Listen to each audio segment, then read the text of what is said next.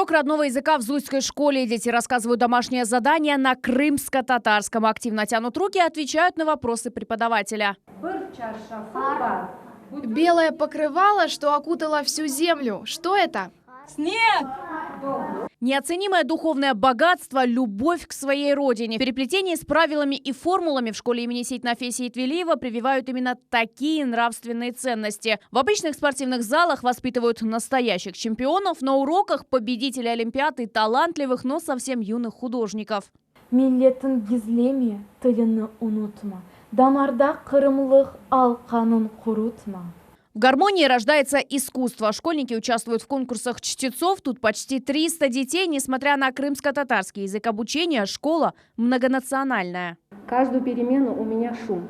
То младший прибегает, то старший прибегает, то им словарь нужен, то что-то перевести, что-то написать, что-то, какое-то сложное слово, чтобы они узнали, что же это такое, как оно будет звучать на русском языке или на крымско-татарском языке. Поэтому у меня работа интересная, секунды, как говорится, лишней у меня нету, чтобы я с детьми не проводила. Единственная проблема – нет полноценной столовой. За счет государства тут питается 190 детей. Горячее питание по графику, но едят дети в холодном и маленьком помещении. Тут есть место для мытья рук и небольшой склад. Наши дети приходят согласно графику, рассаживаются. Здесь подается им горячий обед. Сколько человек помещается? Здесь мы можем, при необходимости 40 человек, а так мы, чтобы свободно и удобно, 35 человек. Садим, они обедают, и уходя отсюда, опять стол готовится в таком же виде. Детки садятся и опять обедает следующая группа.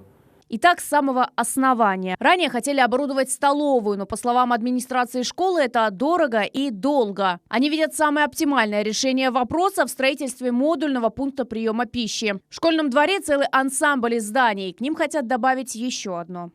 Вдалеке виднеется белое помещение. Там расположились классы труда и информатики. За моей спиной новая пристройка. Появилась она еще в 2010 году. А это основной корпус, который еще при Советском Союзе служил детским садом. Построить модульный пункт приема пищи хотят у выхода из здания. В Белогорском районе 27 школ. В каждой организовано горячее питание. В администрации о проблеме знают.